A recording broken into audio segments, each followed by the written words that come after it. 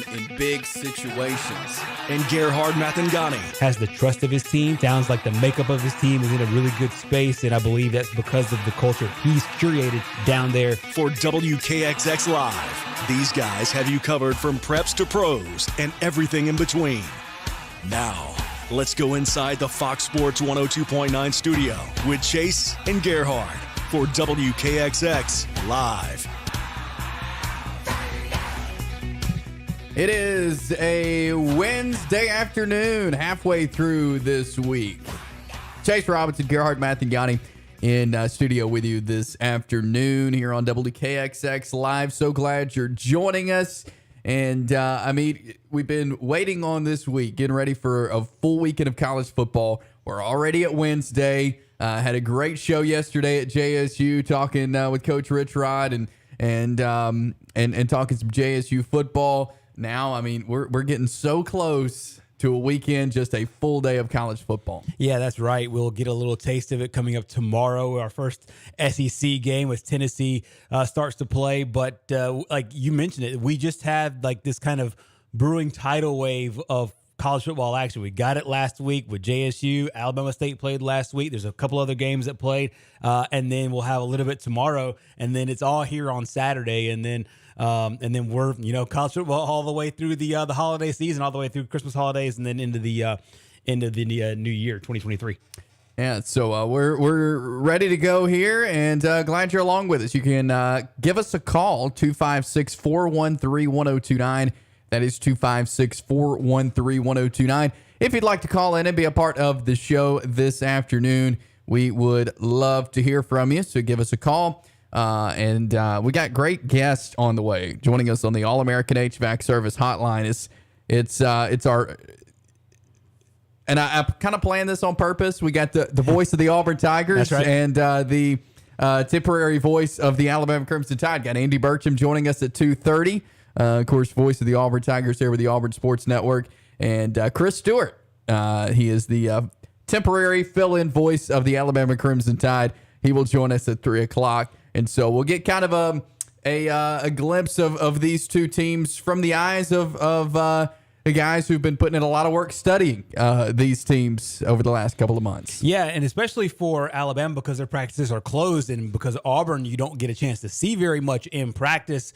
These are kind of your eyes and ears on game day for sure, but now going into the first game for both teams, and both teams are big favorites in their first games, but they'll be able to give us a nice layout of both squads as they go into their season openers. Obviously, Alabama coming in with so much hype, Auburn coming in with so many questions. Yep. I think both Alabama and Auburn fans will be really excited to hear from these two, especially right now on game week. Yeah, for sure. And so looking forward to talking with those guys today. Of course, Elliot Galt will join us coming up at 3:30 with our weekly Weiss Lake fishing report. Want to start off the show today, though, talking a little Braves baseball. And I know we haven't talked a ton of Braves this week just because of everything going on with football. But, man, not where you want to see the Braves right now. I mean, you're on a 3-game losing streak. You're heading into September, very important month as we go into really the final month of the regular season. What in the world is going on with the Braves right now? I think it's a combination of a couple of things. I think that the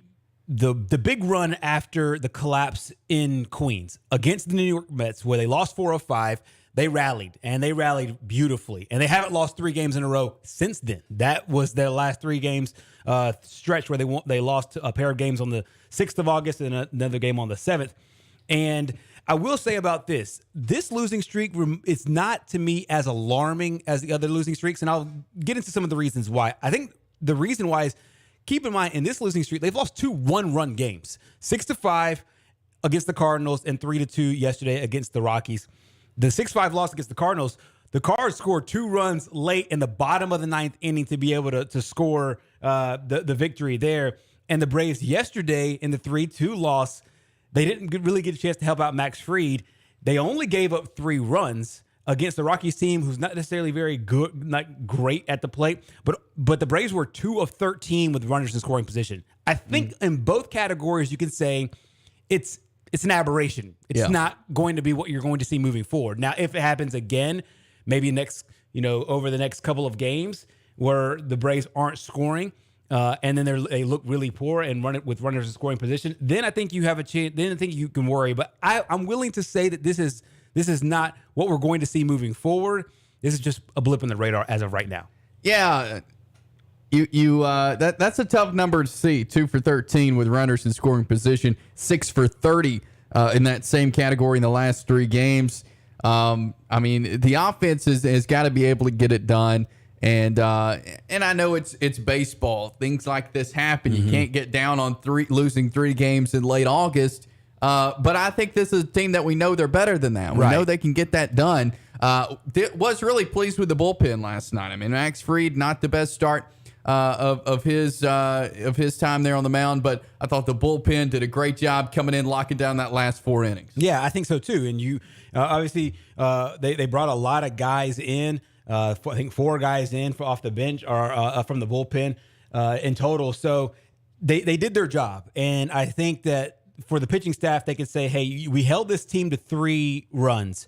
We are typically very, very good when we score 5 or more." I think the stat that I read yesterday was 56-8 when they score 5 or more runs. Wow. That seems to be their magic number.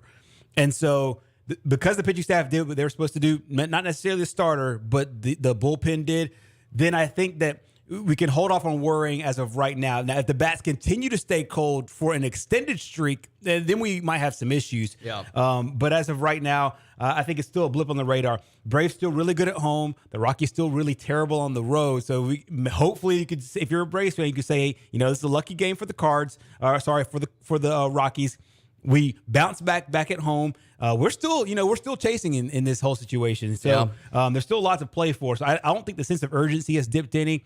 But I do think that the Braves are wisely not pushing the panic button on this losing streak right now. Yeah, and so we'll see if they can kind of bounce back. Kyle Wright's on the mound tonight. We'll break down tonight's game a little bit later on in the show, but you got another shot at the Rockies. This is a team that you don't want to lose another series, especially to a team like the Rockies. No, and you have no business losing to a team like the Rockies. This is what playoff teams do. Playoff teams and teams that go deep into the postseason, they beat teams that they're supposed to beat, and they do it handily. Now, you could say, well, the Braves have done that against teams that will be going to the playoffs. You take a look back where they won 2 of 3 against the Houston Astros. Astros are playoff bound. They won 3 of 4 against the Mets earlier in this month. The Mets are obviously playoff bound.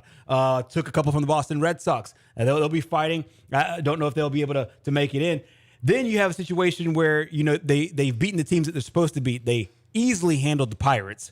And I think what they did with the Pirates is similar to what they're supposed to be doing with the Rockies. Yeah. They'll have 2 more opportunities to do so. I believe that they will. If not, we'll be able to reassess coming up in a couple of days from now and say, okay, well, this team is now sliding off the margin where they're not supposed to be. But as of right now, I think they're fine. Still 3 games out. It's not a crazy deficit in the division. They still have a chance to come back. But yes, they've dug themselves a little bit of a hole and took about a half step back. I won't say a full step back, but a half step back. Yeah, so Braves Rockies coming up a little bit later on, 5:05 airtime, 6:20 first pitch from the Braves Radio Network. You'll hear that one right here on WKXX, Fox Sports 102.9, coming up a little bit later on. So hopefully we can get the Braves another win here and break this losing streak. And, of course, tomorrow, hard to believe we're heading into the month of September, but that will wrap up the series there tomorrow with the Colorado Rockies. But again, be listening. 5:05 for the airtime, 6:20 first pitch there from the Braves Radio Network. And you got the Rockies, then you got Miami, couple of very winnable series. And we talked about this a couple of weeks ago. You're heading into a portion of the season where these are some winnable series, but the Braves just don't need to say that. They need to go out there and make it happen. Yeah, I mean, you can win games on paper, but you have to do it on the diamond. And we talked about this when the month started, when the month of August started, that the schedule would be favorable for this team as they move forward. We considered this 3-game stretch against the Rockies, 3 wins. We consider the 3-game stretch against the Pirates 3 wins. We consider the 2 games in Oakland as 2 more wins. winnable series against Seattle, another winnable series when they come back home against both Philadelphia and Washington, and then Philadelphia again. I mean, you take a look at that stretch in September, from mid-September all the way to late September. That's 3 games against the Phillies, 3 games against the Nationals, 4 games against the Phillies, and then 3 more games against the 3 more games against the Nationals, both at home and on the road. These are teams that you're sitting in front of in their division. Can you go out and take care of business then? I think that they can before they meet up with the Mets a little bit later at the very end of September, early October. These games are winnable games. The ones that we have right here, then the Marlins, then the Oakland A's, a pretty tough road stretch there against the Mariners and Giants before that series I just talked about with the Phillies and Nats. So winnable games. But as we said earlier, they're winnable on paper. But you actually have to go out and do it. You look mediocre against some of these teams, well, you'll get what you got yesterday. They take care of business the way they're capable of doing so. They'll be able to sit just fine where they're making a strong run in the postseason. So we got Braves Rockies coming up a little bit later on. We'll preview that game coming up in hour number 2. We're going to talk some high school football coming up next, give you a rundown of what to expect this weekend in the high school football slate. Stick around as we continue here on this Wednesday afternoon. It is WKXX Live here on Fox Sports 1029. Being an Army Ranger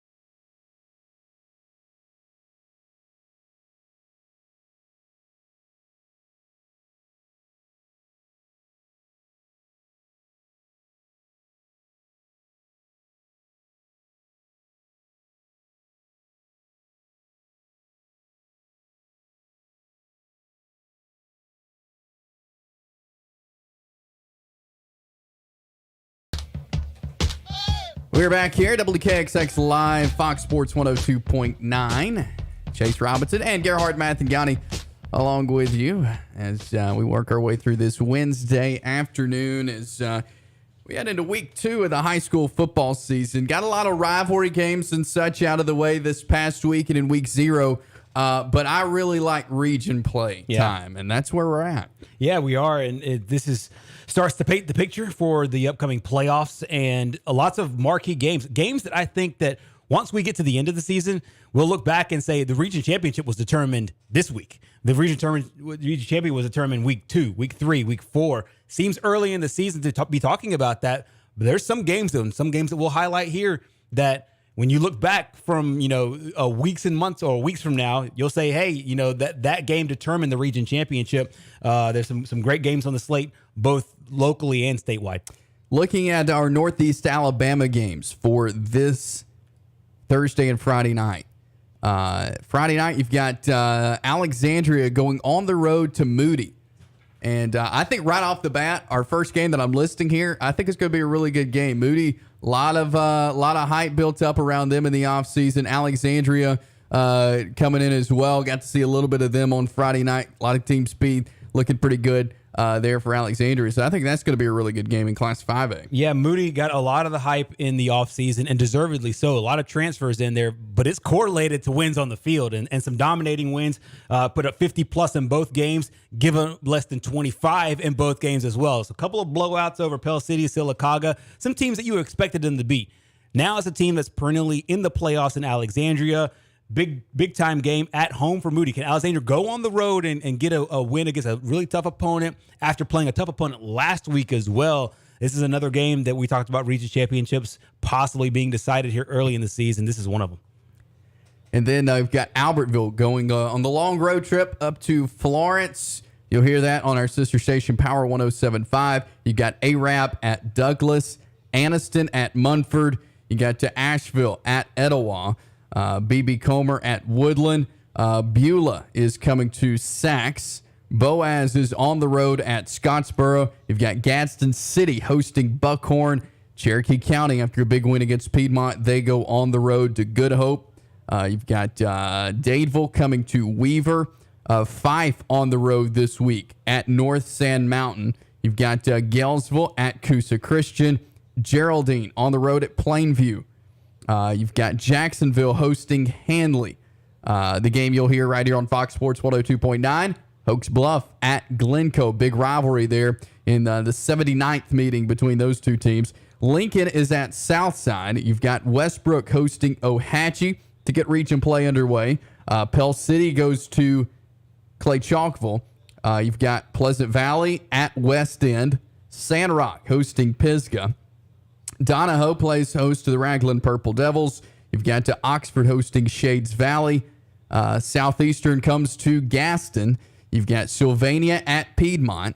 Talladega at Cleburne County. You've got Spring Garden hosting Wadley. And Cedar Bluff hosting Woodville. So that's a great lineup of Northeast Alabama games. Which one of those stick out to you, Gerhard? There's a few. We touched on the Alexandria and Moody one. I also like Asheville at Etowah. This reminds me of some of the things that Coach Shea Monroe talked about during the Etowah County Media Days, that in order to take that next step, and that's what they're looking forward to, taking that next step, going to the postseason and winning a playoff game, you have to beat a team that you're on paper not supposed to beat. And I think that some would classify this as that game. I don't know if I necessarily would. I think these are two really evenly matched teams, Asheville and Etowah. I think that's a really good matchup. Cherokee County, can they come down from what I know is a high from Cloud 9 after knocking off Piedmont last week? Good Hope's a really strong football team. A lot of people in this area might not be familiar with how good Good Hope is, for lack of a better term. They're a really strong football team that'll come to Cherokee County. Gadsden City is another one. Just like with Cherokee County, can they come down from the high? Can Gadsden City pick themselves back up after two really brutal losses, giving up 60-plus points in both games in their first game against Carrollton, Georgia, last week against Hewitt-Trussville? Can they pick themselves back up against Buckhorn as they walk into a new region? For the first time ever, Gadsden City is not playing in the highest classification in the AHSAA. They played in 6A when there was only 6 classifications. Yeah. Then they moved to 7A when they turned 7 classifications. Now they're back into 6A. People think this is kind of where they're supposed to be as far as their enrollment and population. But they took it on the chin a couple of times against some really strong opponents. Now they're in 6A. Can they rebound and get back off the mat, so to speak? Hoax Bluff Glencoe, the game that you'll call, I'm really interested in that as well, as Glencoe won their first game of the week of the season last week. Hanley and Jacksonville. This is the game when I was teeing this whole thing up about possibly determining region champions early in the season. I think this game is that in this region. Hanley, to me, the number 2 team in the state right now. I saw them in a jamboree. They look really good. Jacksonville last week, I edited their game highlights, so I got a chance to kind of see them on film a little bit. Yep. Last week, a pair of teams that are undefeated on the season at 2-0. This is a top 5 matchup in the state, number 2 versus number 4. This is a really interesting game. And then Lincoln Southside that we talked about earlier. We saw Southside last week really explode in the second half against Hoax Bluff to pick up the win. Meanwhile, Lincoln has really done a number on their first 2 opponents. I think they're outscoring opponents 89-10 is the number that ended up on the calculations. And so it's a really good game, I think, to start off region play there. So those are the few that kind of have my eye here early on.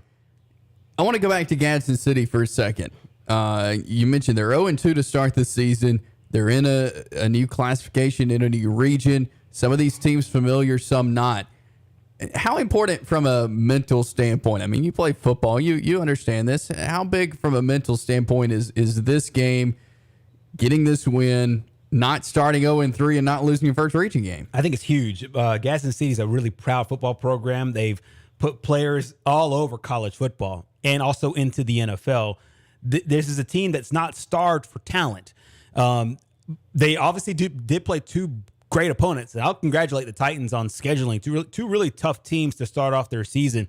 But now they have to kind of get up off the mat, and I think that takes a different level of mindset. Now, if you lose 2 close games, I think that you can easily get yourself back up. But Gadsden City's given up more than 120 points in their first 2 games. You don't see that very often from Gadsden City's defense that's really talented. And this is a really talented bunch overall. They bring back a lot of players, especially on the defensive side. Once again, they play 2 really good offenses. So can they ignore the noise? This is what all coaches like to talk about, whether it's Nick Saban or Bill Belichick. Just ignore the noise, the rat poison. They usually mean it when people are talking good about you.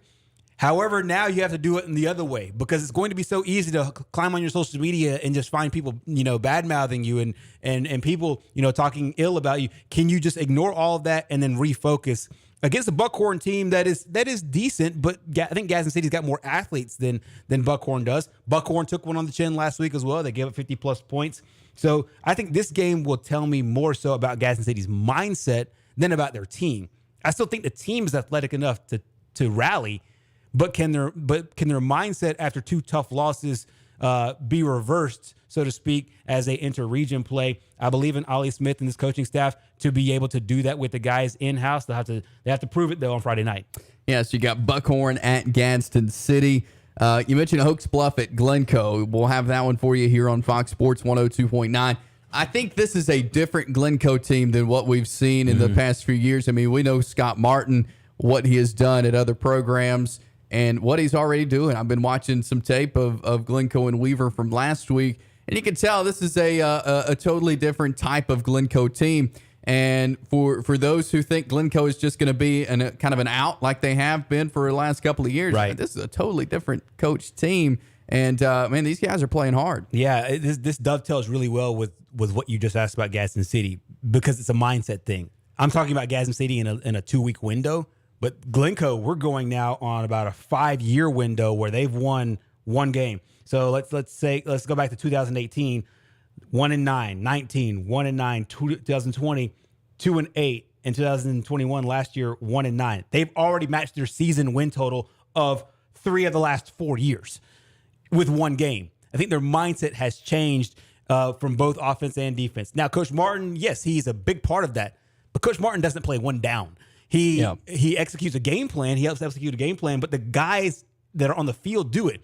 a lot of these same guys are a lot of the guys that are executing the plays were there in the previous years. I think that he's helped change the mindset, helped change the culture, which is good. But a coach can only do so much. We talked about that with Alabama and Nick Saban. We're talking about that now with schools like USC with Lincoln Riley and LSU with Brian Kelly and Oklahoma with Brent Venables. That's on the college level. College and high school, there's one thing that's similar. Coaches help establish a program. They can't play the games for the guys.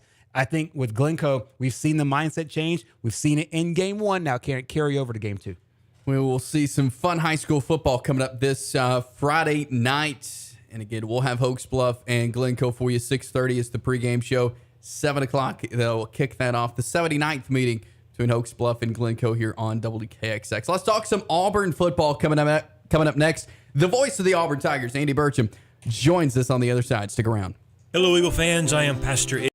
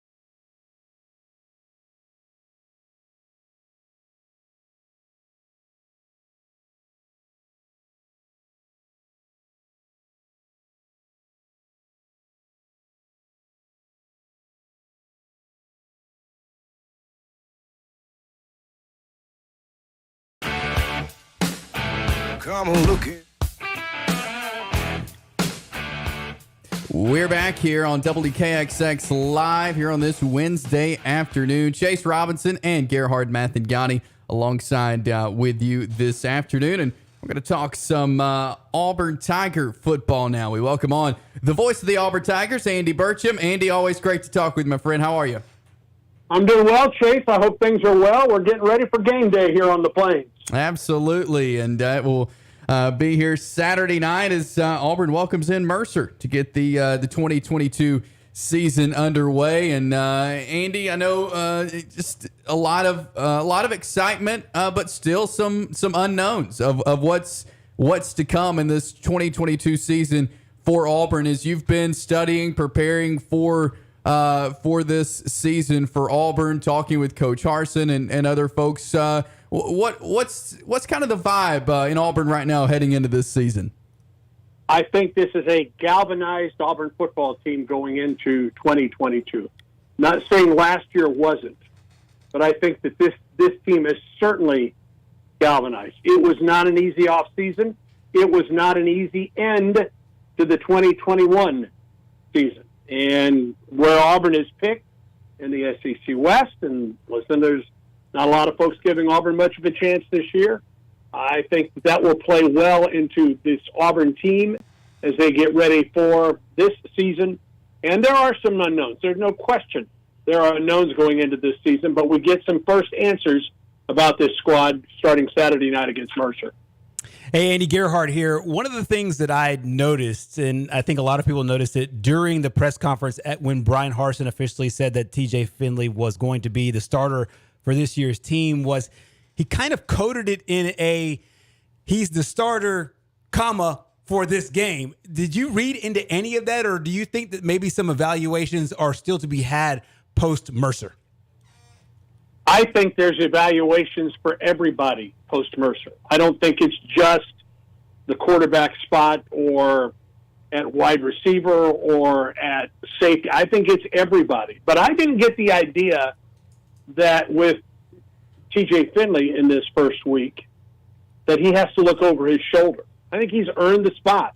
Right. He is the guy coming into the season. The thing that I took from Brian Harsin talking about TJ Finley from Monday, and we all know how last season ended, and he was hobbled by the end of that season, taking over for the injured Bo Nix. You know, quarterbacks are allowed to improve. Good quarterbacks are allowed to improve. Quarterbacks that want to be better are allowed to improve. And I think they feel that TJ Finley has done just that in the offseason. Right. We're talking with Andy Burcham, voice of the Auburn Tigers. When it comes to that wide receiver position, what is that looking like this year? Who are going to be the top targets for TJ Finley on Saturday? That's a great question, and I think that's one of the I think that's one of the questions that needs to be answered in early in this season. Auburn has depth. Auburn has talent. A lot of it is young, and much of it is unproven at this point. And somebody has to step forward, whether it's the lone senior in this group in Shed Jackson or Chick Dawson, who has great speed, the redshirt freshman out of Fort Myers, Florida. Is it Javarius Johnson? Is it Malcolm Johnson? Or is it Coy Moore, who transferred from LSU? Or can it be a guy like Camden Brown, the true freshman out of Monroe, Louisiana, that has caught everyone's eye this season? Somebody for Auburn has to step forward, has to emerge as that go-to guy at the wide receiver spot. Who that is right now remains to be seen. I also want to talk about a certain position as well, and really an individual player in Tank Bigsby. I think lost in all of the stuff with everything that happened in the offseason, with the quarterback battle, what you just talked about with wide receivers, is the guy that won the SEC Freshman of the Year not that long ago. Rumors of him leaving. He ended up coming back. What do you think his role will be on this team, and how successful of a season do you think he'll have? I think it's an enormous role. I think it's not just Tank, but Jarquez Hunter and Damari Alston. That running back room is enormous for Auburn this season. With a guy like TJ Finley, who is the starting quarterback going into the season for the first time in his career, with an offensive line who has to find a way to replace Nick Brahms at center, a very good deep tight end group, and an unproven wide receiver group. One of the things that we know about this team is they have a very good running back group. And Tank Bigsby and Jarquez Hunter are both healthy going into this season. And then you add a guy like Damari Alston, freshman out of Atlanta, Georgia, and Woodward Academy, who has caught everyone's eye in the preseason. Those are the three guys that Auburn has to work with. I think, to answer your question, running back is paramount for Auburn offensively, and especially early in this season. I know we'll learn a lot as we get through Saturday night and in the coming weeks, but what would you say going into the season is maybe one strength and one weakness to this Auburn team for 2022? Well, I think the strength is up front defensively. Derek Hall and Marcus Harris and Jason Jones and Colby Wooden and Echo Leota. I love Auburn's defensive front. It is talented. It is deeper than folks will give them credit for, and I think it is the core of this Auburn defense. A year ago, I thought it was Owen Papo and Zacoby McLean, and Owen is back, but you've got to replace Ricochet Rabbit at the other linebacker spot. But up front, I love that quartet and those those guys that'll play for Auburn up front. And I think if they're, I don't know if it's a question mark, but I think it's wide receiver play. I do think there's talent there. I think there's a great deal of potential there, but they've got to emerge. So that would answer that question for you. Andy, the good news for you being the main voice of the Auburn Tigers is the way the schedule lays out. You get to sleep in your own bed all the way through October. The first 5 games are all at home before going over to face the defending national champions in Georgia. What are some advantages and maybe some disadvantages to just kind of a weird lopsided schedule that you don't necessarily see throughout football? Well, I think the advantages are you are at home for 5 weeks, and you have an opportunity to gain confidence and certainly momentum, including those first 2 conference games with Missouri and LSU, and that follows the Penn State game in Week 3 at 2:30 at Jordan-Hare Stadium. So that hopefully that gives you confidence and momentum, because the back half of the schedule is much tougher. You go to Georgia, you go to Alabama, you still go to Ole Miss, you go to Mississippi State, and you've got Arkansas and Texas A&M coming to town. So the schedule after Week 5 gets much tougher for Auburn. There's no question about it. But Auburn has that first 5 weeks to gain some momentum and gain some confidence as you get ready for the back half of the schedule. We're talking with Andy Burcham, voice of the Auburn Tigers. As you've been kind of doing your game prep this week, what have you learned about Mercer coming in? What can Auburn fans expect as the Mercer Bears roll into the Plains? Well, they were impressive last week, scoring 63 points against Morehead State. It's a team that could have, maybe should have won the Southern Conference Championship a year ago, gave up a last-second touchdown to East Tennessee State and almost made it to the playoffs of the FCS, and returns a good portion of that team back, including Fred Payton, who threw for 4 touchdowns last week and 248 yards. A very good running game of Al Wooten and Brandon Marshall, who just ran roughshod, and then add Austin Douglas into that. They're very good at the wide receiver spot with Devin Harper and Ty James. Ty James sets a school record. As a matter of fact, he set a yardage record in the last 2 games for Morehead State. And then defensively, you got to look at their safety and All-American Lance Wise, and then don't overlook their return game, because Harper is a second-team All-American punt returner, and, oh, by the way, went 93 yards for a touchdown on a kickoff return last week against Morehead State. So plenty of good players back for a Mercer Ball Club that would like nothing more than to come to Jordan-Hare Stadium and pull off the huge upset. 100%. Andy, question about the special teams. Anders Carlson almost was one of those guys that you've just kind of had in the back of your mind as he's a guarantee, whether it's 3 points or an extra point. Coming off the major knee surgery, can Auburn fans expect to see, from what you've seen down there from him, basically what they saw before? Is his leg just as strong, and can Auburn still rely on that kicking game as much as they did beforehand? In all likelihood, at least early in the season, you'll probably see a brace on Carlson's left knee. Remember the knee that that was injured in that Mississippi State game was his plant knee, his left knee. He appears to be full strength and ready to go. And Auburn also has, one of the best freshman kickers in the country on the squad as well, and Alex McPherson, who will not only back up Carlson at place kicker, but will back up Oscar Chapman at punter. I like Auburn's kicking game. I think Chapman's one of the best punters in the country. A preseason third-team All-SEC, a guy that averaged over 44 yards a punt a year ago. And then Carlson comes back, part of the Carlson brothers kicking game that has been there for a long time. And I think Anders is healthy again and gives Auburn a great threat in the kicking game, to be sure.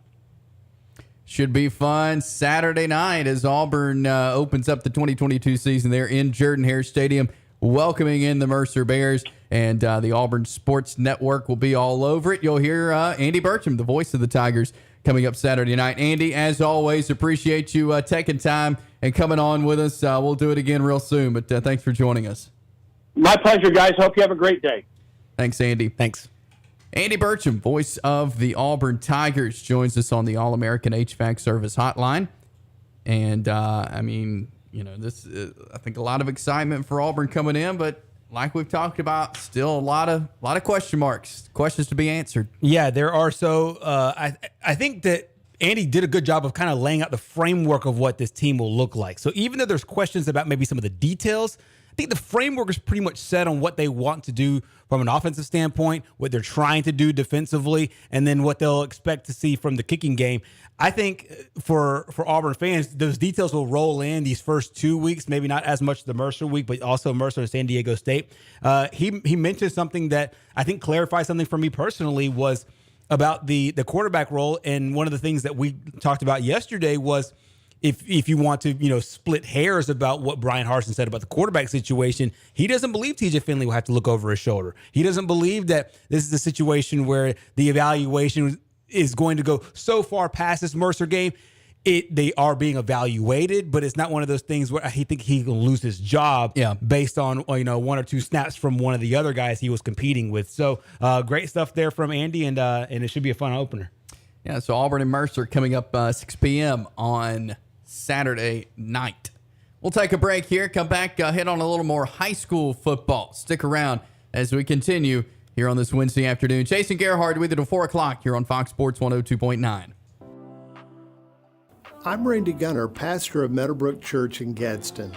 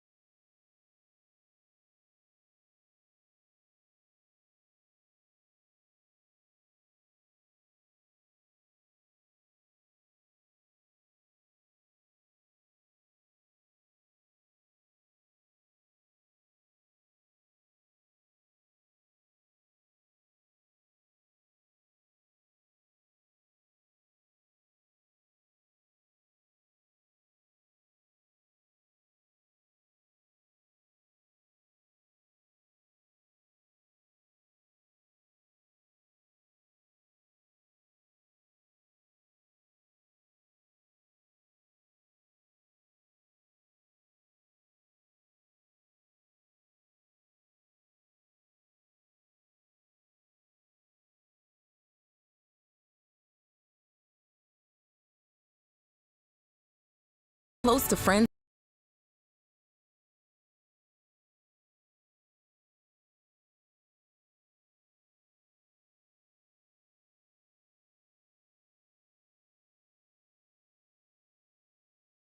In this station. What we do is who we are. Whether you're a nurse, a carpenter, a truck driver, or a salesperson, our work defines us.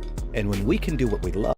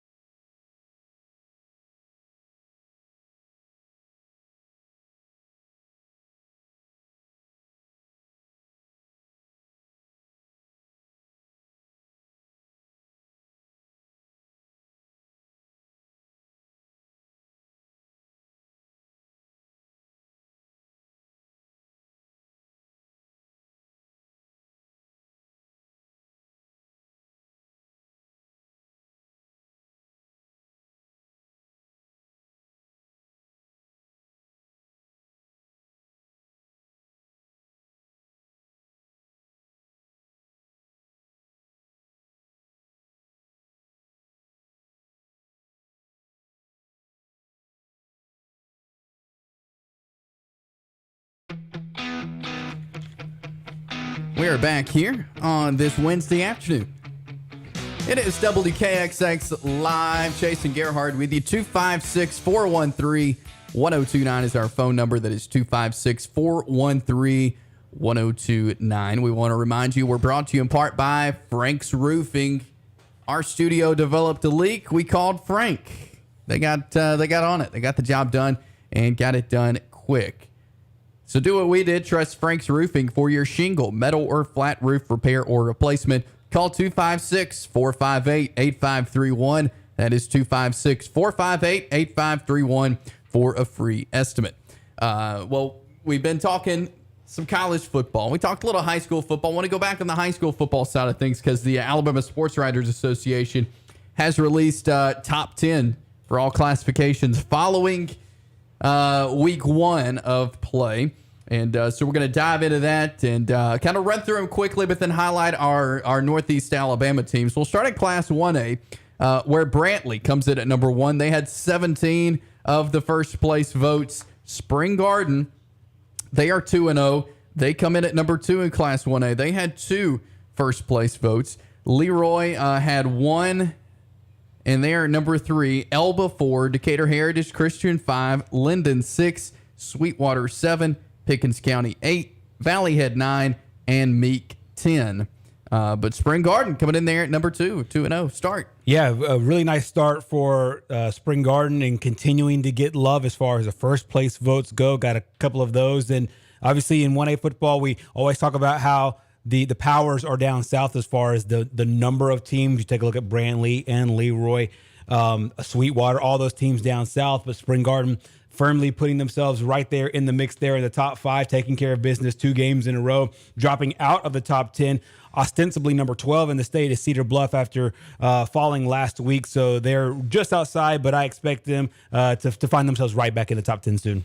Yeah, for sure. So that is Class 1A. Looking at Class 2A, we got the Fife Red Devils coming in at number 1 with all 20 of the first place votes. Highland Home 2, GW Long 3, Clark County 4, Ayrton 5, Lynette 6, Pisgah 7, JW Blackshear 8, and BB Comer 9, and Aliceville 10. But no surprise there as the Fife Red Devils come in at 1 as they are 1-0 with a win over Geraldine last week. I think a lot of people were still trying to see if Clark County, the defending 2A state champions, while Fife was playing in 3A, if they could make some noise there. Clark County obviously losing last week. It was a really respectable game where they lost, but lost last week. So then Fife was able to collect those other first place votes that they did not get. Fife will be the team to beat here in this classification until it's all said and done. But getting a nice win over Geraldine, who beat them last year, and I think that solidified it for the pollsters.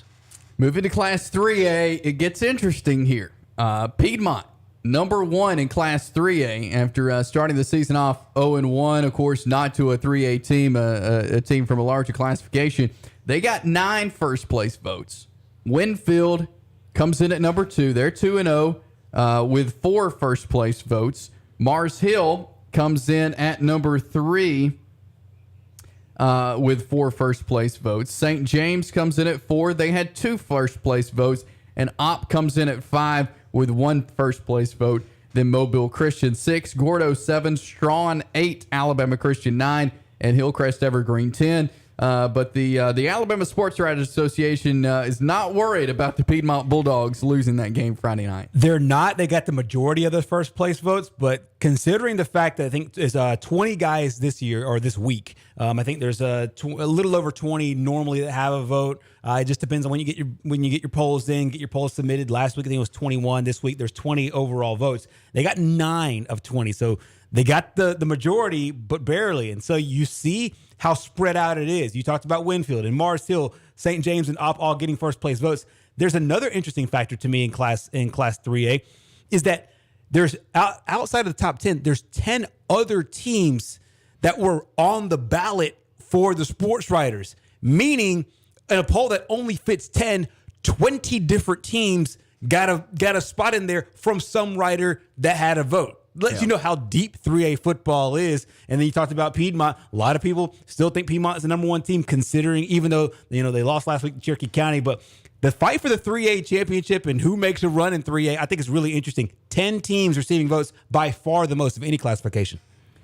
So there it is, Class 3A. Moving to Class 4A, Catholic Montgomery gets 15 first-place votes. They're number 1. Hanley comes in at 2. They had a couple of first-place votes. Andalusia 3. Jacksonville 4. They had 2 first-place votes. Northside 5. Aniana 6. Jackson 7. Anniston 8. Montgomery Academy 9. And Cherokee County 2-0. Number 10. Get the Warriors up in the poll. I know. And the number 1 question is always going to be, well, who are you going to take out of there? Northside, Aniana, both obviously off to 2-0 starts. I think Cherokee County, they keep doing what they're supposed to do. If they beat Good Hope, I think that they'll continue to rise in the polls. But to me, there's just a plethora of good football teams in Class 4A football. It's a really strong classification. If you don't have any other reason to be excited about Hanley Jacksonville, well, consider this. It's not only it's a top 5 matchup, but 4 different voters of the 20 thought that they're the number 1 team. Yeah. 2 different voters thought Hanley is. 2 more thought that Jacksonville is. And Catholic Montgomery got the other 15. So that matchup this week is a titanic one with 4 writers thinking that this is a battle of number 1 teams in the state. Moving to Class 5A now, UMS Wright, number 1. They had all 20 first-place votes. Pleasant Grove 2, Leeds 3, Gulf Shores 4, Gunnersville 5, Ramsey 6, Moody 7, Viger 8, Alexandria drops to 9, and Eufaula 10. Yeah, this is a really interesting classification to follow. Last week, you had Viger that had a couple of first-place votes. Also, Ramsey had a first-place vote as well. And then, you have a situation where Ramsey lost their game. Viger lost their game as well. Alexandria also had a first-place vote. They lost their game as well. So, all the votes went up to UMS Wright. Now, this is a really interesting classification just in general, though, because you have teams like Pleasant Grove who's been strong here lately. Leeds has come on here lately as well. Then you have a Moody team that we talked about at the top of the show who is now 2-0, getting some respect after being number 10. I don't think they were ranked at the beginning of the season. Another good, great thing to follow here is just outside the top 10, who's receiving votes. Coach Lee Osment and the Arab Knights. Yep. With their 2-0 start. They're ostensibly number 11 in the polls. Central Clay County still getting some love. They're ostensibly number 12 in the polls. And then you have a Faith Academy team who's off to a nice start after a really good year last year, and the Lincoln Golden Bears also receiving votes as well. Yeah, so looking at Class 6A and 7A pretty quickly here before the break. Clay Chalkville 1, they got all 20 votes. Mountain Brook 2, Saraland 3, Hillcrest Tuscaloosa 4, Pinson Valley 5, Theodore 6, Briarwood 7, Gardendale 8, Hartselle 9, and Helena 10. Class 7A, you got Central Phoenix City 1. They got 19 first-place votes. Auburn 2, Fairhope 3. They got 1 first-place vote. Hoover 4, Hewitt Trussville 5, Thompson 6, Opelika 7, Prattville 8, Enterprise 9, and Oak Mountain 10. Yeah, this is two of the best classifications. I think that the number one team right now is the best team as it sits right now. Clay Chalkville, to me, almost heads and shoulders above everybody else in Class 6A football. Meanwhile, in Class 7A, look for Fairhope. They're getting some love right now. 2-0 start, a first-place vote already. It should be really interesting there in Class 7A. Thompson, meanwhile, as you said, number 6. You didn't expect to see that after a couple of games.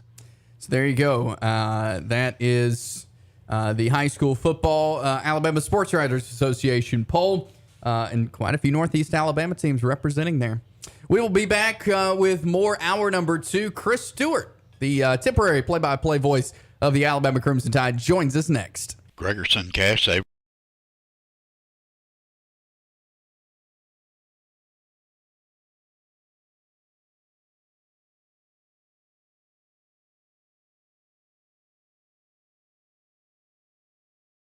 $8.50 a pound. Cost cutter ribeyes $5.50 a pound. Oscar Mayer hot dogs $1.50 a pack. 28-ounce Powerade 75 cents a bottle. Go to shopcashsaver.com to see all this week's deals. You know who WKXX calls for all their HVAC needs? All American HVAC Services.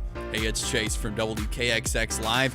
The heat in our studio went out, and guess who he called? All American HVAC Services. They're family-owned, veteran-operated, and they take pride in their quality of work. And they're going to keep you informed through the whole process. They're going to work on units of all makes and models. So for all of your heating and air needs, give All American HVAC Services a call at 256-393-0104 for a free estimate. Graceland of Gadsden has almost 100 portable buildings ready for immediate delivery, with more on the way. It's like shopping a portable building supercenter. Buildings so durable, your grandkids will still be enjoying them. Ask about rent to own. 2 easy payments get you free delivery, free setup, free anchoring, then no payments for 3 full months. Alabama's largest selection of portable buildings means no more crosstown trips. Store everything in your own backyard. Highway 278 East Oaks Bluff and Graceland of Gadsden on Facebook. Being an Army Ranger is a very fast-paced lifestyle. I was clearing a weapons cache in Haditha, Iraq, when the building collapsed on me, burying me alive. I spent 6 months in the hospital and a year of recovery. When I was separated from the military, I just felt like I was useless because I only had this one thing that I was supposed to do, and then that one thing was taken away from me. But then one day, I got a call from Wounded Warrior Project. They asked me to come to a workout, and I decided that I was going to get better, both physically and mentally. Now I'm a warrior leader. I create events and opportunities for other veterans locally. Wounded Warrior Project did a phenomenal job reminding me that my injuries aren't going to define who I am. And because of that, I can do anything that I want. See how we help warriors combat stigma at woundedwarriorproject.org/combat stigma. Right now, support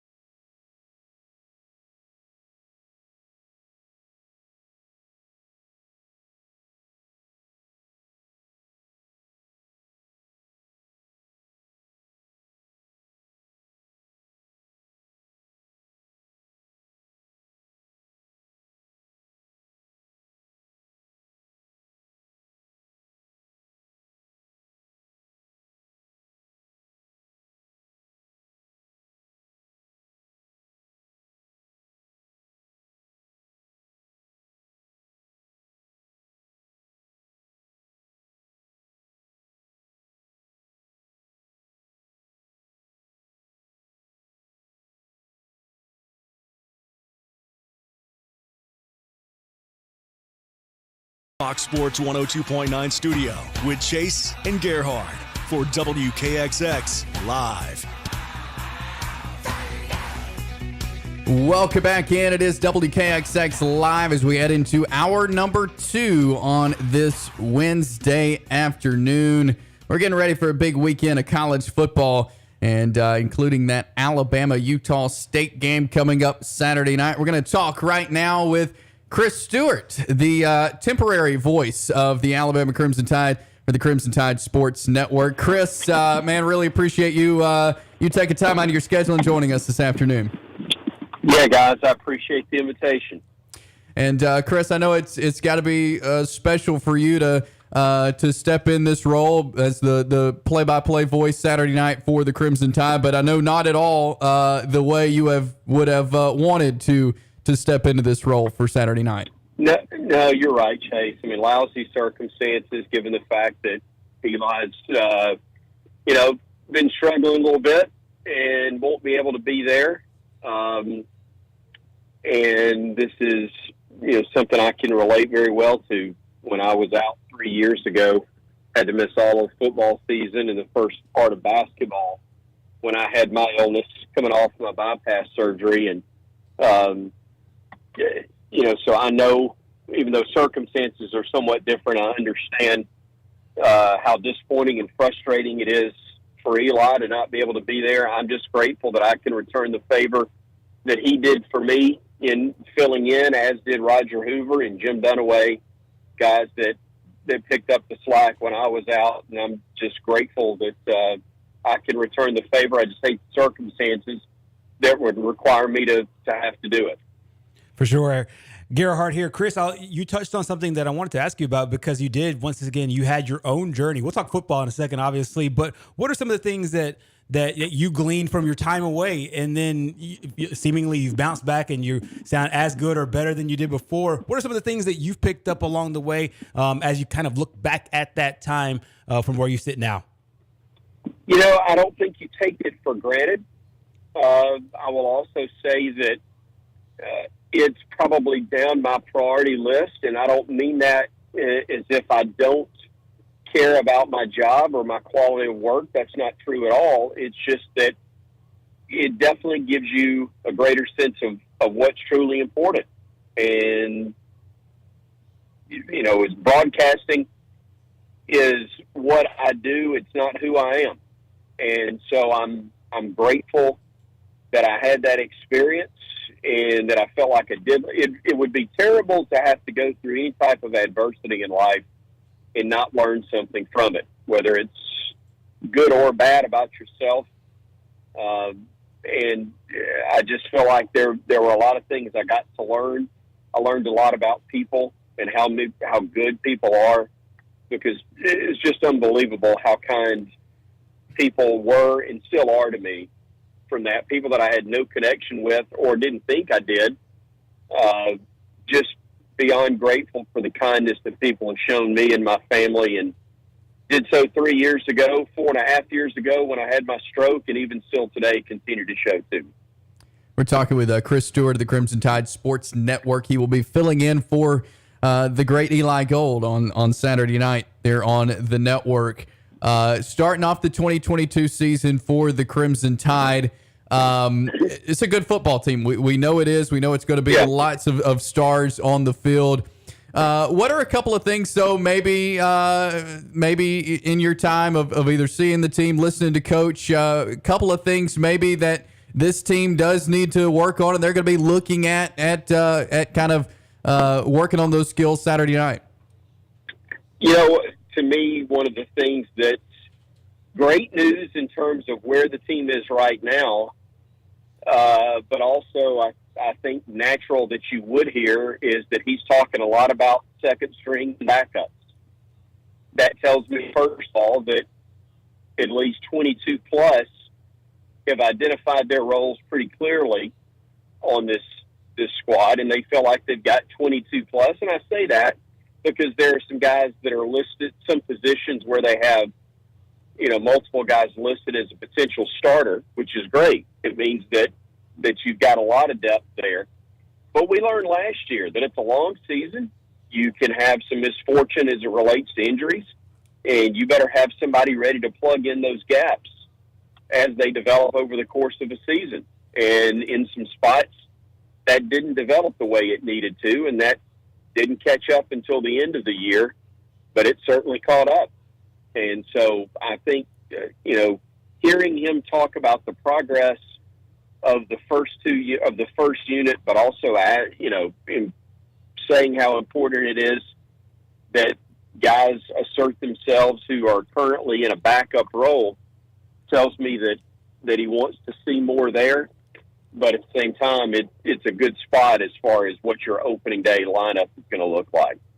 For sure. One of the books last year that was one of the chapters of the book, I would say, is the depth at running back, and it's kind of how it's night and day from what it was last year. Heard a lot of great talk coming out of Tuscaloosa from Coach Saban and the teammates about Jahmyr Gibbs.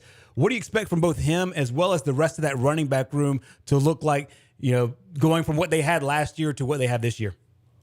Yeah, but I would say, while you're absolutely right about the depth, when we started the season out, it didn't look like the numbers were going to be where they are. It looked fine at the start of the year.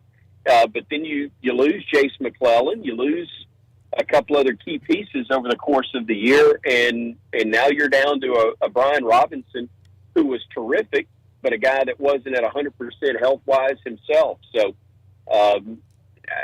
I think now having a healthy, certainly Jahmyr Gibbs and what he's capable of with his skill set, and so versatile, catching the ball, running the ball as a primary back, but also a guy that just does a lot of different things for you is fun to see. It's something that should be exciting for Alabama fans, but Jace McClellan being back at 100%, you've got two other veteran guys, Roydell Williams among them, available, and then the two freshmen that you've signed coming in that you feel like can help as well. There's going to be a lot of competition to who gets a chance to be on the field.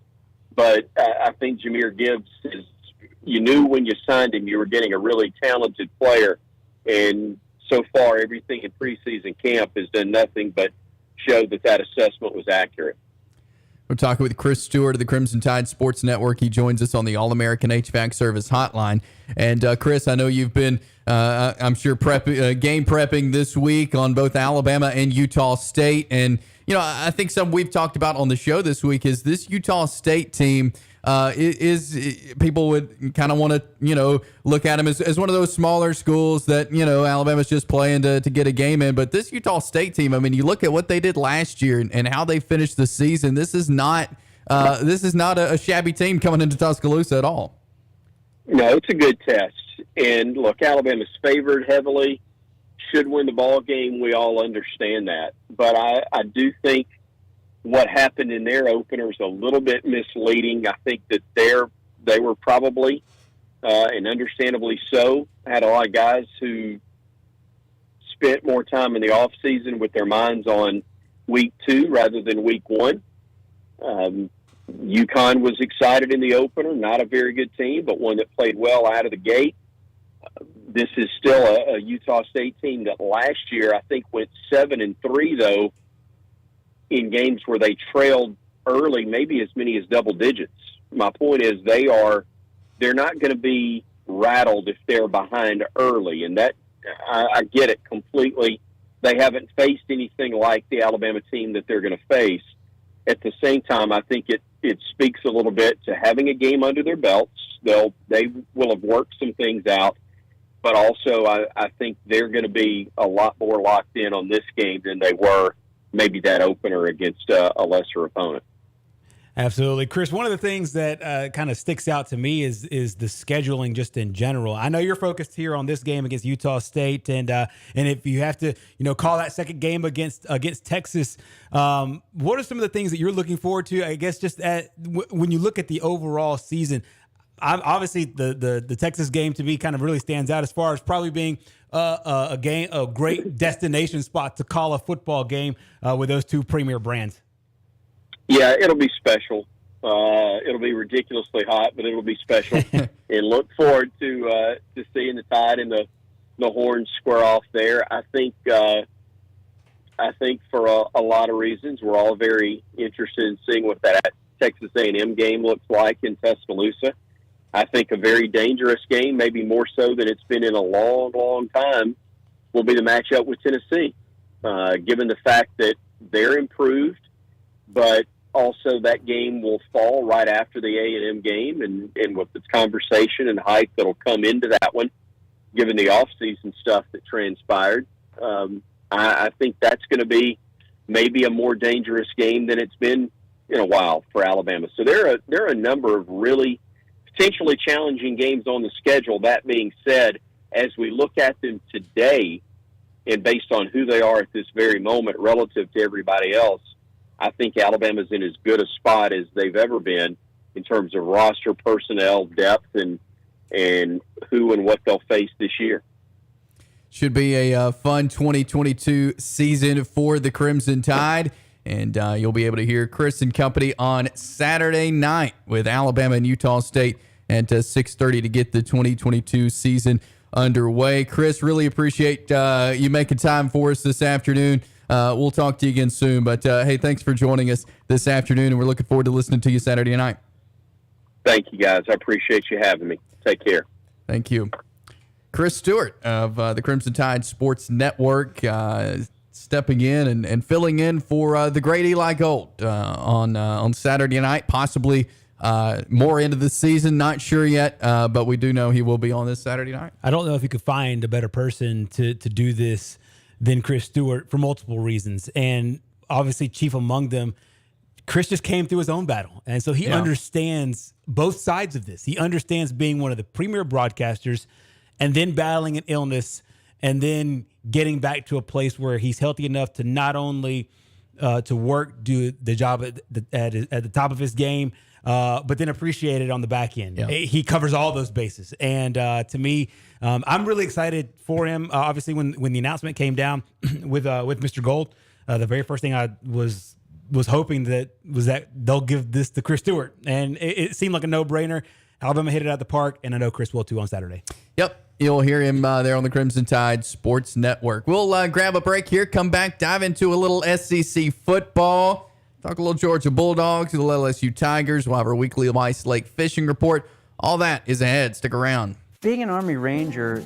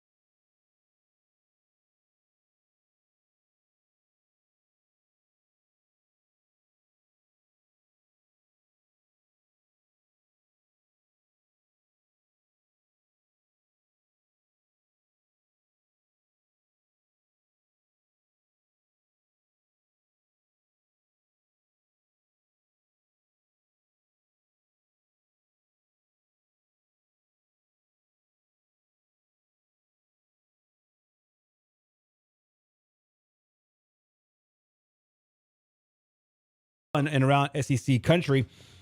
To me, the Georgia-Oregon game is really interesting because so many different factors are at play. The Oregon head coach is now the new head coach, or the Oregon head coach is the former defensive coordinator at Georgia. Meanwhile, Georgia's wide receivers coach, Brian McClendon, he was actually at Oregon the year before. So he's making that trip the other way around from Oregon over to Athens. And so it's a really interesting dynamic being set up here between these two teams. And to me, Georgia is not necessarily the same kind of defending national champion that we have seen in the past. All the other defending champions, we come in with great expectations of them the following year. I think a lot of people, and to say flash in the pan is too strong, but I think a lot of people are saying Georgia won't be as good because they just let too many guys went to the NFL. They just won't have as much talent as they did before. I don't necessarily think the same way, but Bama's number one in just about every poll. Ohio State's largely number two in a lot of other polls. So Georgia is somewhat considered an afterthought. So as far as the overall dynamics of this team goes, it's not the same heaping expectations. And so the same hungry team that you got last year, to me, there's a lot of hunger again this year with this team as well. And being led by Kirby Smart, who spent a lot of time at Alabama, who was a part of the 2009 national championship team, got a chance to really talk to his team about the complacency part of things and being able to help with a championship team trying to go for another championship. Obviously, Georgia's title last year, 41 years in the making. Yep. And you would expect that, you have to take these guys head out of the clouds. It doesn't look like that's the case here with this Georgia football team.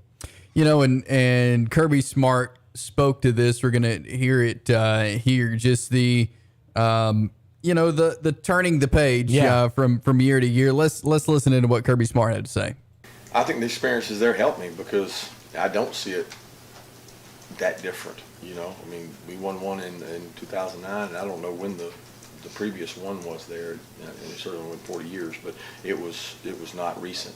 So I think anytime you win one, you turn the page, and it's built around the culture of your program. If your program's just built on instant gratification and wins and patting people on the back, then you're probably going to struggle more. But it just was never about that here. It's been about the process of how you develop players, how hard you work. It's never been about telling guys how good they are, but yet telling guys how good we can be. And that's, since we've come back from that game, we turned the page and focused on it. The distraction's been more outward in terms of media and that stuff, not inward in terms of what our team thinks about. They're not thinking about last year. They realize that this year's going to be done and based on its own merit. That was Kirby Smart, Georgia head coach, and he had a kind of good practice of his time at Alabama on turning the page and getting ready for a new year. He did. He mentioned that a lot of times. He uses the same buzzwords as head coach Nick Saban does, and he talks about complacency and not having that complacency. The good thing is that he doesn't have to fight that this year because so much is being put on what Bama has coming back and what what Ohio State has coming back. There's not a lot put here on Georgia. So in a way, the atmosphere around Georgia really helps out Kirby Smart. He's being able to tell his guys, hey, people are kind of bypassing us. I mean, they think of us still as one of the top 5 teams, but not necessarily the overall champions. And so they'll have to go out and prove it, obviously, number one. But secondly, he doesn't have to fight the same things that a lot of other teams fight going from one championship team to another, even though they return the starting quarterback, even though they return a large part of the playmakers on offense. Now, they lost Amir White, and they lost some of the offensive line, and they lost George Pickens, but they do return Stetson Bennett. They lost the majority of that defense, but they do return a lot of guys that played key roles within the defense last year. To me, Georgia kind of sits in a really good position from a head coaching perspective, trying to get a team refocused for another season. Another SEC team in action. Should be a pretty good game. LSU, Florida State to play this weekend. And Brian Kelly is still not wanting to give us a name of who's going to try out there and start at quarterback. I mean, we kind of have an idea, but he's not naming the starter. That's exactly right. We talked about Miles Brennan leaving the team, leaving college football altogether a couple of weeks ago. And once he did, the immediate thought was that the transfer from Arizona State, Jaden Daniels, would just automatically be the new quarterback for this team moving forward. But there was talk of, quote unquote, that there was going to be a quarterback competition, quarterback battle for the starting job for QB1 between Daniels and Garrett Nussmeier. And it seemingly has created kind of an interesting wrinkle, in my opinion, because these are two quarterbacks that I think a lot of people expected Daniels, who had a strong year last year, both on the ground and with his passing game a season ago, to step into that spot, but Nussmeier is still competing. But both guys seemingly will play a role on this team. But because Florida State's already played, they played Duquesne last week. It's just like what's going on with Jacksonville State, with JSU and Davidson. One team's already played a game. One team's playing their first game. Davidson already has a lot of information on Jacksonville State. In likewise perspective, LSU's got a lot on Florida State, but Florida State doesn't have too much on LSU. And so Brian Kelly wants to be able to try to keep a competitive advantage there by saying, we don't have a QB1. We know who it is, but we're not going to tell you, because telling you means that we're telling Florida State. Here is Brian Kelly talking about this quarterback decision. We've made a decision, but I'm not going to announce it publicly. And again, this is for the certainly I think everybody here wants to know who the quarterback is. I get that, but I think it's a tactical advantage for us not to announce it. So I'm going to hold that announcement, because I think it gives us a tactical advantage for not playing. Look, Florida State played a game. That's an advantage for them, having the opportunity to play. The advantage for us is that we haven't played. And so it doesn't help us to give up any of our cards in that sense. So we're going to hold on to that card until game day. You said something about last week about not deciding on the quarterback, unsettling the offensive line. But both quarterbacks are similar, I would assume, in their preparation and your play calling. Is that an advantage in that we're not really splitting much up? Yeah, there's some great similarities between the two of them in terms of what they're able to do. They both run extremely well.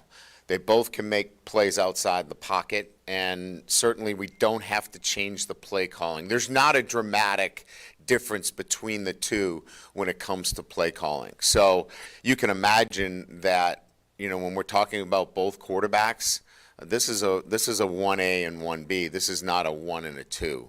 And both of them, obviously are going to contribute this year. So that was Brian Kelly talking about that tactical advantage he has now of not naming the starting quarterback. I think it's really interesting because, you have a tactical advantage if you have two guys of two completely different skill sets. Yeah. But he just said there's quote-unquote great similarities between these two quarterbacks. The play calling doesn't change that much. So how much of a tactical advantage is there between the two? I do think that this is some of the gamesmanship that goes on within college football. I do expect Jaden Daniels to be the starting quarterback. The one thing, though, that he did say that I think that it deserves some light is that both guys are going to contribute this year. Yeah, it's not something that we hear from Auburn. We hear TJ Finley's the guy. We expect some of the other guys to be able to get some snaps if they take care of their business against Mercer. But he says both guys will contribute this year, and if they contribute in the game against Florida State, then you would expect the same thing as they move forward there. But I thought it was really interesting there that he's got it in mind. The coaching staff knows. We'll see if they can keep that leaked until Sunday night. Yep, Sunday night, 6:30, LSU, Florida State. Should be a good one there on Sunday evening. Well, let's grab a timeout here because we got our weekly Weiss Lake fishing report coming up next. Elliot Galt will join us from Weiss Lake Tackle and Outdoor. That is next. The City of Oaks Bluff reminds its citizens to stay weather aware. When it rains, it drains. Visit cityofhoaxbluff.com/stormwater awareness. Join us September 24th for the Hot Rod Happening Car Show and Oaks Bluff City Fest with free entertainment featuring Lori Morgan. Come out to the G Roundup Tractor Show on October 7th and 8th. Thank you for shopping our local Oaks Bluff businesses. The City of Oaks Bluff proudly supports Oaks Bluff Athletics and band Go Eagles. Hello, friends. This is Ryan Morris, pastor of First Baptist Church of Oaks Bluff. I love the football season. I love cheering my team on to victory.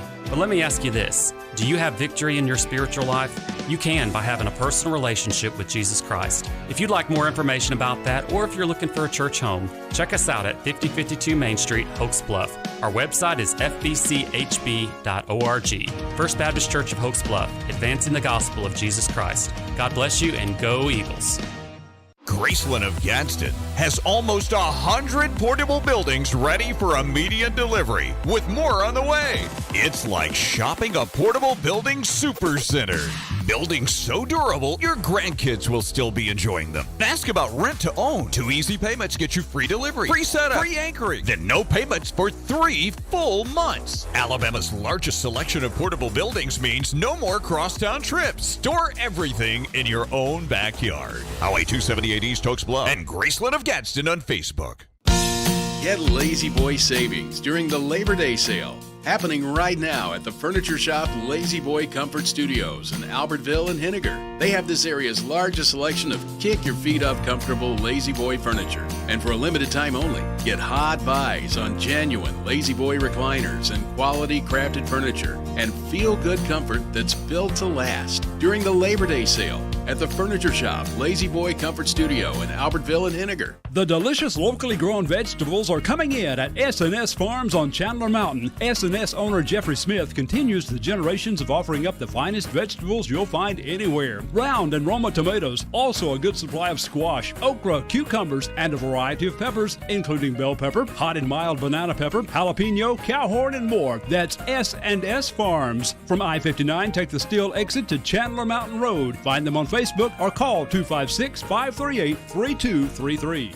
Being an Army Ranger is a very fast-paced lifestyle. I was clearing a weapons cache in Haditha, Iraq, when the building collapsed on me, burying me alive. I spent 6 months in the hospital and a year of recovery.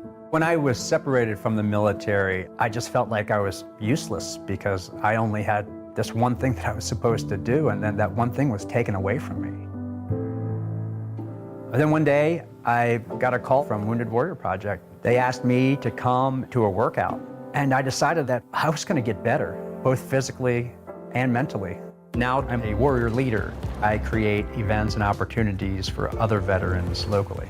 Wounded Warrior Project did a phenomenal job reminding me that my injuries aren't going to define who I am. And because of that, I can do anything that I want.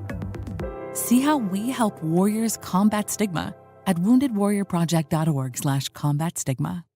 If baby could talk, she'd say a lot. You'd know what she's thinking and what makes her happy. But unfortunately, baby can't talk or remind you. You're the one taking her to daycare today, and she won't speak up if you drive straight to work like any other day and never think to look in the backseat. Every year, dozens of kids die from heat stroke in cars. No one is perfect, so set a reminder. And always look before you lock. Where's baby? Paid for by NHTSA. Hey, Fort Payne. We are your local sports station. Fox Sports 102.9 and 99.7.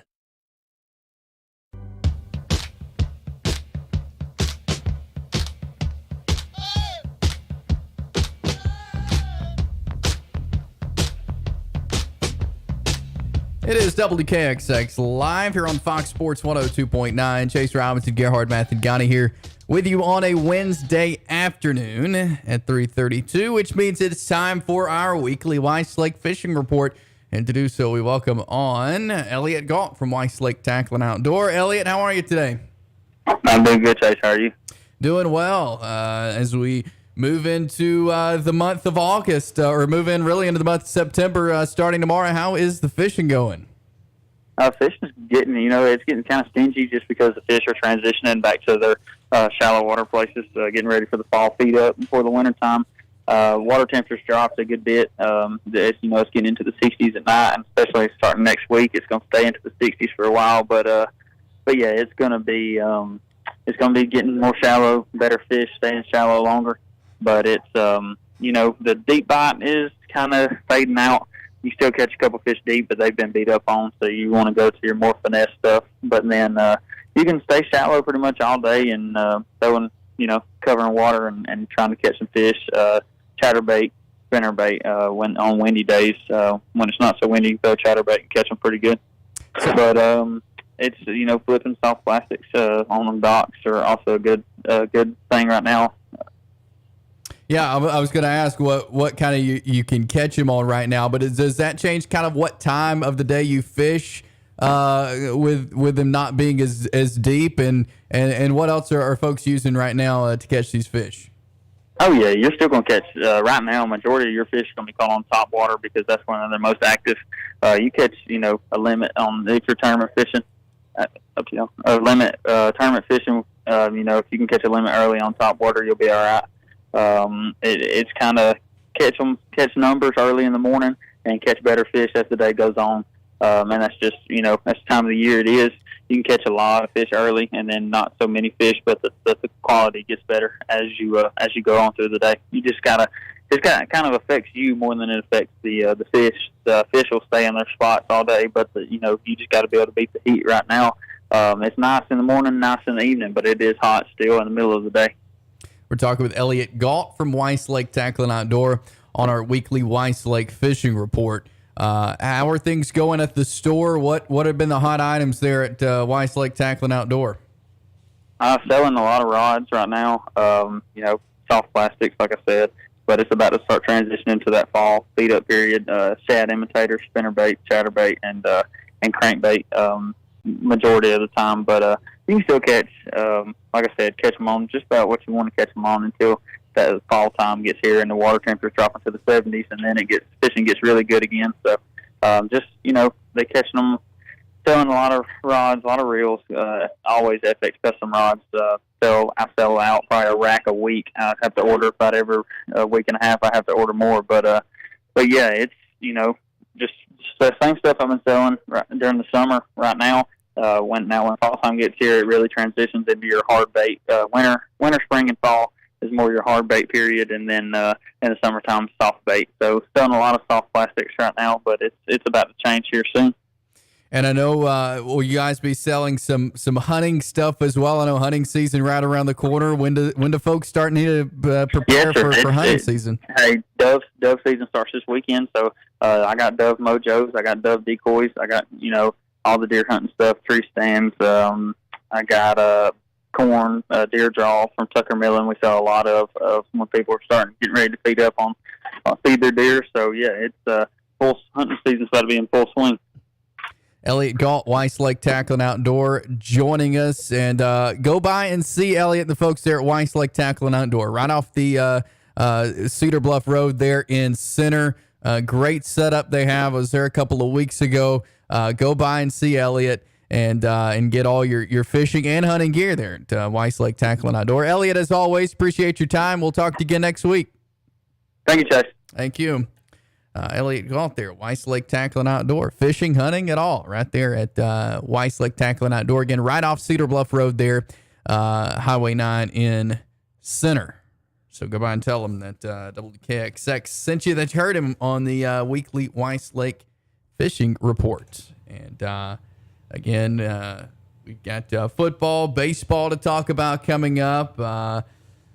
High school football going on, college football getting ready, and we'll be with you on Friday night for Hoax Bluff football as we'll get region play going. And, Gerhard, the Hoax Bluff Glencoe, I didn't, until I started doing Hoax Bluff football, we've been covering football for a while. We knew Hoax Bluff Glencoe, it's a big rivalry game. But once I got into that game last year, that is a really big rivalry they have going, Hoax Bluff and Glencoe. Special rivalries all through Etowah County. We talked about the one last week between Hoax Bluff and Southside, but I think in a different way, Hoax Bluff and Glencoe is just as strong. I think what makes it great is because the communities, not only are they really, really close to each other, but they also, to me, resemble each other. They're hardworking communities that love their football. They get behind their teams through winning or through losing, and a lot of times you don't see that. You only see it one way. When everybody climbs on board, when everybody's winning. I think both teams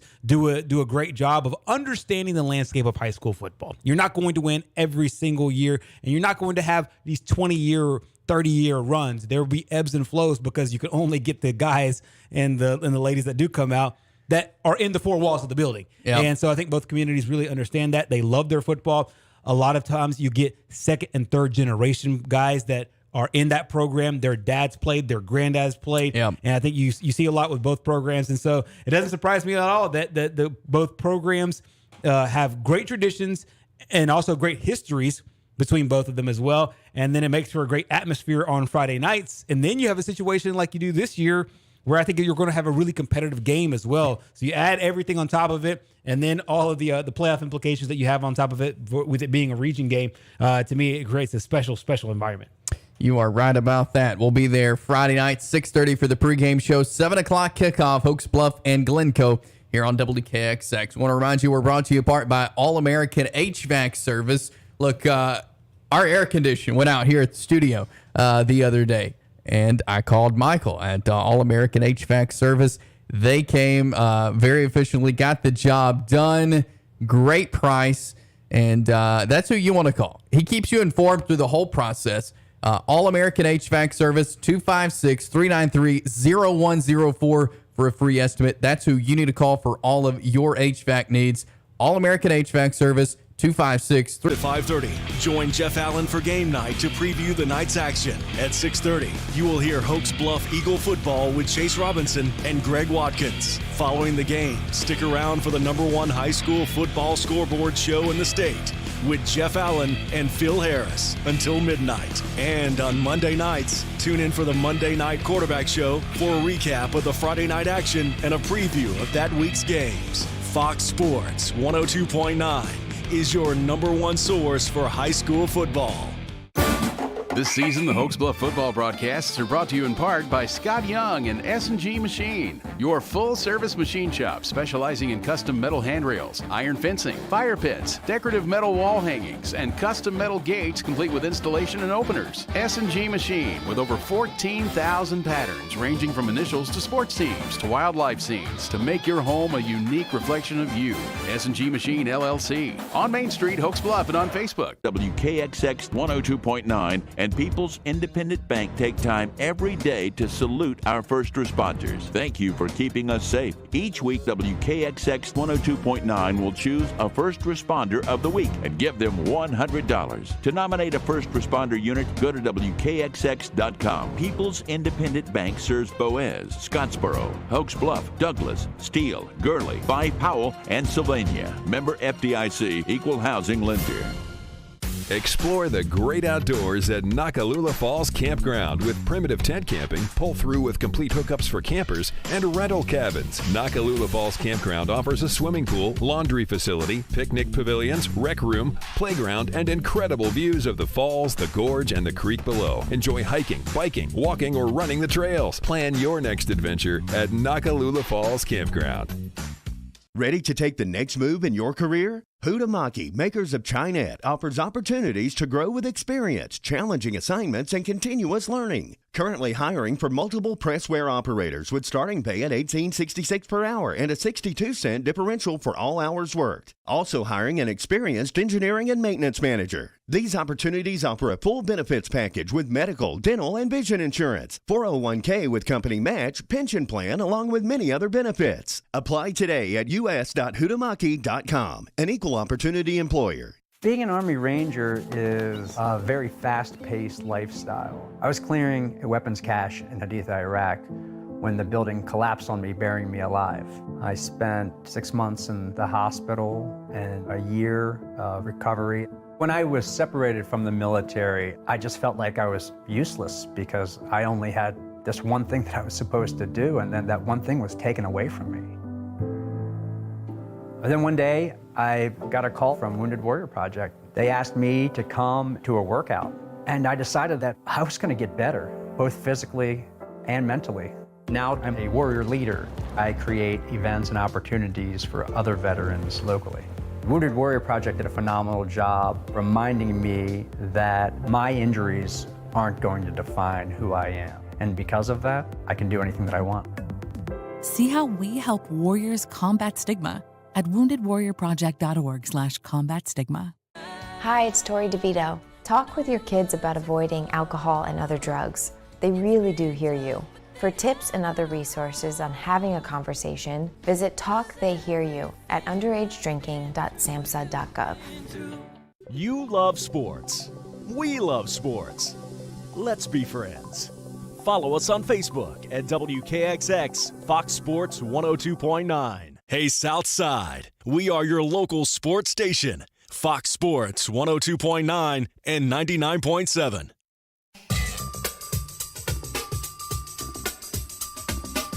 It is WKXX live here on Fox Sports 102.9. Chase Robinson, Gerhard, Mathangani, along with you as Braves and Rockies coming your way in just a little while. 5:05 airtime for the Ford leadoff show.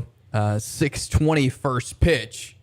Braves need this one tonight. Game 2 of the Rockies. You got Kyle Wright on the mound, a guy who's been, pretty solid for the team this year. Mm-hmm. But, I mean, Max Fried didn't have a great night last night. Braves need to bounce back. I think Kyle Wright could be the guy to help them do that. Yeah, he's a good catalyst for what they're trying to do. I think that Kyle understands the situation this team is in. And you mentioned at the top of the show, the bullpen was great yesterday. They need some good starting pitching. Kyle Wright is the guy that I think that they think will give it to him. He's had a great year overall. His matchup on the other dugout, Ryan Feltner, a guy that's just like Kyle. He's young, 25-year-old guy, but he struggled against the Braves. The Braves saw him back in June. Braves touched him up. 3 innings pitched. He had 7 hits, gave up 6 runs, gave up a home run as well. So this is a Feltner guy that I believe that the Braves can get. Once again, I keep saying this. The magic number to me is 5. If they can get 5 runs, they're good. They got 6 on him last time. He carries a 6.1 ERA and away games this year. So the numbers all point to, hey, give Kyle Wright some insurance runs and then let the young guy do what he does. Yeah, for sure. So Kyle Wright on the mound, Ryan Feltner on the other side. Here's what the lineup looks like. Ronald Acuna batting leadoff. He's the designated hitter. Dansby Swanson bats second, shortstop. Austin Riley batting third. Matt Olson bats fourth. William Contreras batting fifth. Michael Harris the second bats sixth. Vaughn Grissom bats seventh. Eddie Rosario bats eighth. And Robbie Grossman bats ninth there. And that's the lineup for tonight. Yeah, I think it's a pretty cool little tweak from yesterday, obviously with Acuna not playing and not being able to get the opener, get the start. To me, it's a really interesting lineup. I think you continue to see Grissom, move his way up that lineup there. Part of now that when you take the Braves in 3, he's part of that 7, 8, 9. He's now 7th in the batting order today. He batted 8th yesterday. I really like kind of the tweaks overall. Moving Harris back into that lineup. He was 1 for 5 yesterday. Moved him back into the lineup. He batted second yesterday. Harris did. Swanson was your leadoff guy, and Austin Riley was third. And so I think this is the skipper and Brian Snitker just looking to tweak the lineup a little bit more. Maybe this is a lineup a little bit more favorable to what they were able to do against Feltner last time, and hopefully pick up some of the same results tonight. Yeah, and so I like the lineup. I like the way it looks.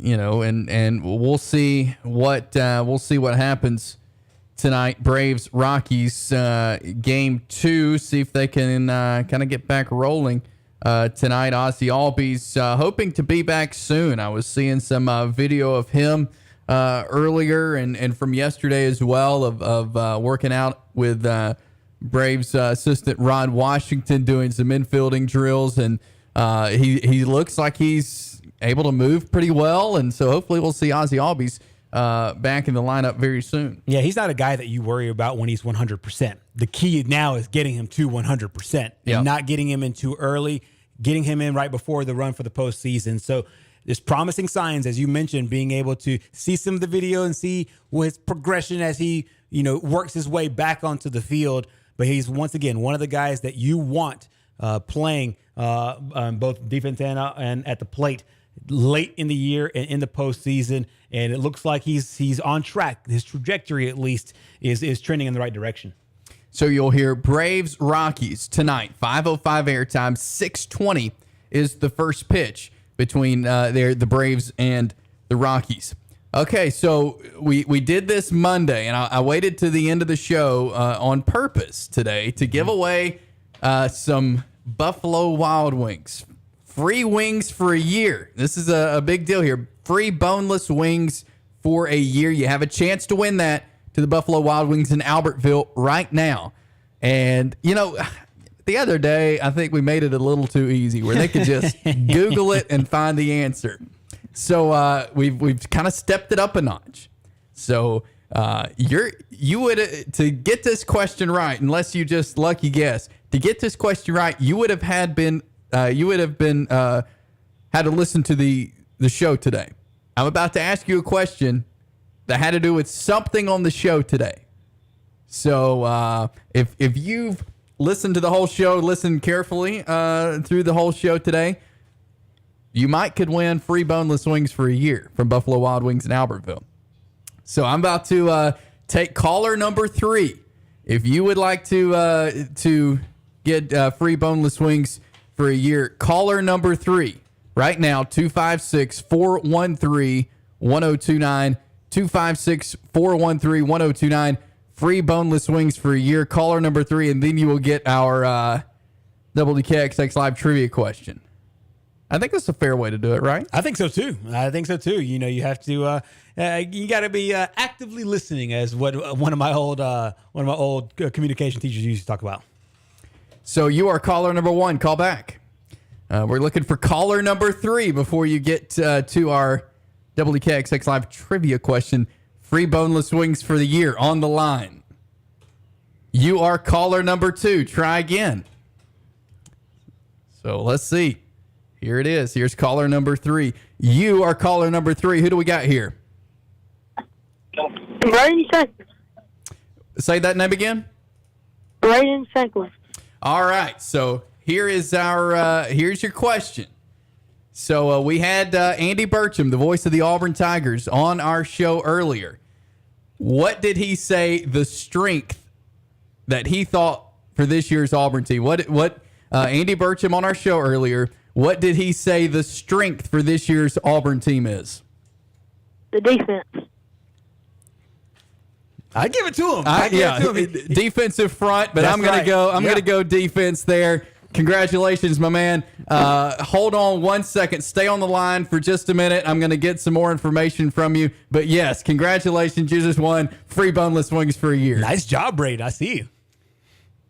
Thanks. So, hang on the line there, and we'll get back with you here in just a second. But, pretty good job there. Yeah, he did. He went to the he went big picture with the defense, and is obviously the defensive line that will that he thinks will be the key of this football team. I agree with him. Burcham gave us a lot of really solid information throughout the day, and so congratulations to Brayden, and Chase will hook up with him and get some more information to be able to get him those free boneless wings for a whole year. So a great job by him, and one little baseball kind of caveat. Just saw a moment ago that Gunnar Henderson, former Alabama Mr. Baseball, will get his major league debut today against the Cleveland Guardians. He plays for the Baltimore Orioles, so congratulations to Gunnar and congratulations to Brayden. Yeah, absolutely. And I pressed the wrong button, hung up on him, and I think he's calling back right now. If you want to take that call right there, sure. Gerhard, and get his name and information from him. Yeah, so congratulations there, and great job there. And hey, we're going to do it again twice tomorrow, and then Friday again as well. So we're going to give away free boneless wings for a year this week here on the show for the new location up in Albertville. So Braves baseball coming your way a little bit later on. 5:05 airtime, 6:20 first pitch. Coming up tonight, Kevin McAlpin, Chris Domino along for the Ford Leadoff Show. And you'll hear Ben Ingram and Joe Simpson on the call tonight. Rockies Game 2 with the Braves. Coming up on the show tomorrow, Lynn Scarborough will join us, talk some SEC football.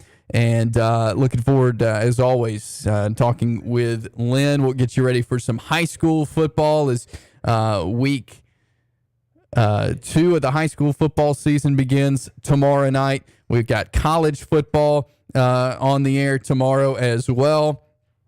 And so looking forward to all of that. And don't you love giving stuff away, Gerhard? Oh, 100%. And especially when they earn it. When you earn it, it's even better. And it's a good job there by Braden. And so obviously he'll get to enjoy a lot of wings. So if you want a good wing review come over the next few months, Braden will have it all for you. And again, like I said, we'll do that again tomorrow. And since we didn't do it yesterday, we're going to do it twice tomorrow. And so be listening carefully, because we're going to do that again. Be listening carefully through the show. And we may even pull something from today. I mean, you never know what we're going to do. So we'll have a couple of chances for you to win Buffalo Wild Wings tomorrow, and then again on Friday from our friends up at Buffalo Wild Wings in Albertville. But great show today. Appreciate Andy Burcham. Appreciate Chris Stewart. I mean, it's game week for these guys. They're getting ready, and appreciate them taking time with us. Yeah, obviously this is one of the busier weeks for both of them as they try to get information from teams that they don't necessarily know all that much about. A little bit of information from Utah State last week and Mercer last week, both playing in those games. But both those guys taking time out here on game week, giving the fans some information that they'll need before Saturday. Obviously, great friends of the show, and we loved having them on. And obviously, great information leading into both openers. Absolutely. That's going to do it for us today on this Wednesday. We'll be back with you tomorrow from 2 to 4. Have a great rest of your Wednesday. Healthy living starts with a healthy community. That's why Hoax Bluff Drug Shop, your community Health Mart pharmacy, has invested in our community's health for years. Get the personalized care and attention you deserve to stay healthy and feel good. Come see the Hoax Bluff Drug Shop difference for yourself at 5702 U.S. Highway 278 East, Hoax Bluff. Health Mart, taking the time to listen and care. You know who WKXX calls for all their HVAC needs? All American HVAC Services. Hey, it's Chase from WKXX Live. The heat in our studio went out, and guess who he called? All American HVAC Services. They're family-owned, veteran-operated, and they take pride in their quality of work. And they're going to keep you informed through the whole process. They're going to work on units of all makes and models. So for all of your heating and air needs, give All American HVAC Services a call at 256-393-0104 for a free estimate. Get Lazy Boy savings during the Labor Day sale. Happening right now at the furniture shop Lazy Boy Comfort Studios in Albertville and Henniger. They have this area's largest selection of kick your feet up comfortable